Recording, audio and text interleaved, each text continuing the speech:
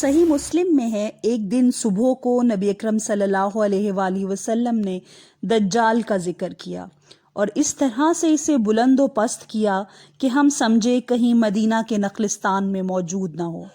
پھر جب ہم لوٹ کر آپ کی طرف آئے تو ہمارے چہروں سے آپ نے جان لیا اور دریافت فرمایا کیا بات ہے؟ ہم نے بیان کر دیا۔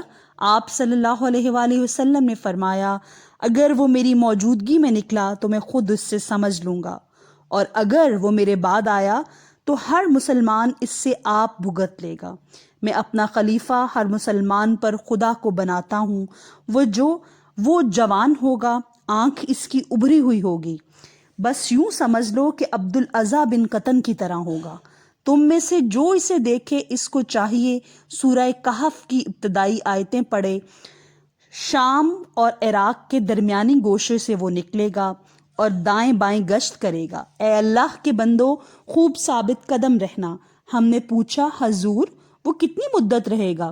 آپ نے فرمایا 40 دن، اور ان 40 دنوں میں سے ایک دن 1 سال کے برابر، اور پھر ایک دن 1 مہینے کے برابر، پھر ایک دن 1 ہفتہ کے برابر، اور باقی کے دن تمہارے معمولی دنوں کی طرح ہوں گے۔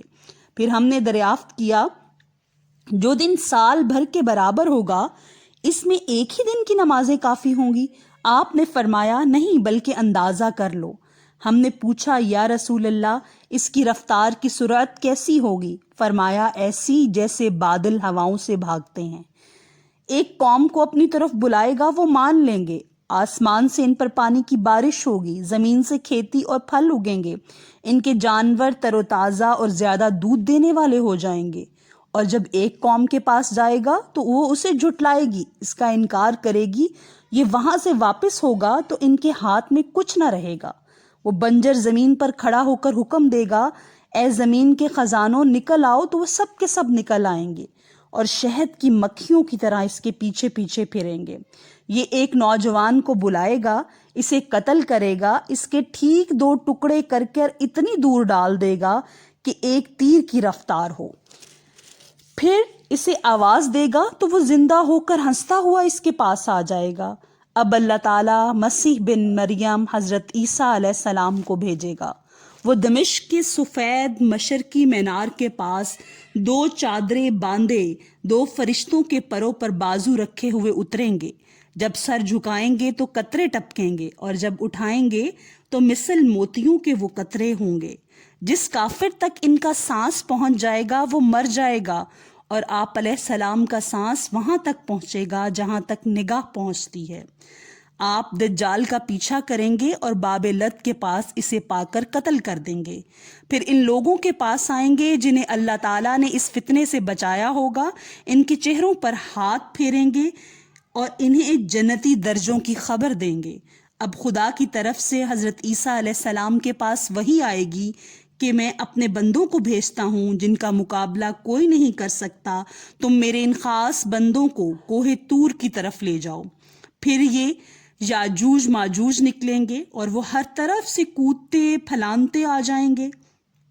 بحریہ تبریہ پر ان کا پہلا گروہ آئے گا اور اس کا سارا پانی پی جائے گا۔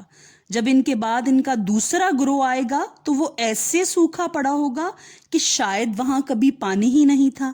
حضرت عیسیٰ علیہ السلام اور آپ کے ساتھی مومن وہاں کوہ طور پر اس قدر محصور رہیں گے کہ ایک بیل کا سرا نہیں اس سے بھی اچھا لگے گا۔ جیسے تمہیں آج 100 دینار محبوب ہیں، اب آپ علیہ السلام اور مومن اللہ سے دعائیں اور التجائیں کریں گے۔ اللہ تعالیٰ ان یاجوج ماجوج پر گردن کی گلٹی کی بیماری بھیج دے گا جس میں سارے کے سارے ایک دم میں فنا ہو جائیں گے۔ پھر حضرت عیسیٰ علیہ السلام اپنے ساتھی کے ساتھ زمین پر اتریں گے، مگر زمین پر بالشت بھر بھی جگہ ایسی نہ پائیں گے جو ان کی لاشوں اور بدبو سے خالی ہو۔ پھر آپ علیہ السلام اللہ تعالیٰ سے دعائیں اور التجائیں کریں گے تو بختی اونٹوں کی گردن کے برابر ایک قسم کا پرندہ اللہ بھیجے گا جو ان کی لاشوں کو جہاں اللہ چاہے گا ڈال آئیں گے. پھر بارش ہوگی جس سے تمام زمین دھل دھلا کر آئینہ کی طرح صاف ہو جائے گی. پھر زمین کو حکم ہوگا اپنے خزانے نکالو، اپنی برکتیں لوٹا دو. اس دن ایک انار ایک جماعت کو کافی ہوگا اور وہ سب اس کے چھلکے تلے آرام حاصل کریں گے. ایک اونٹنی کا دودھ ایک پورے قبیلے سے نہیں پیا جائے گا، گویا اتنی برکت ہو جائے گی. پھر پروردگار عالم ایک لطیف اور پاکیزہ ہوا چلائے گا جو تمام ایمان والوں کو مرد اور عورتوں کے بغل تلے سے نکل جائے گی اور ساتھ ہی ان کی روح قبض کر دی جائے گی. اور بدترین لوگ باقی رہ جائیں گے جو آپس میں گدوں کی طرح دینگا مشتی میں مشغول ہو جائیں گے. ان پر قیامت قائم ہو جائے گی. تفسیر ابن کثیر. اسلامک ویڈیوز کی سپورٹ کے لیے چینل کو سبسکرائب کر دیں. شکریہ.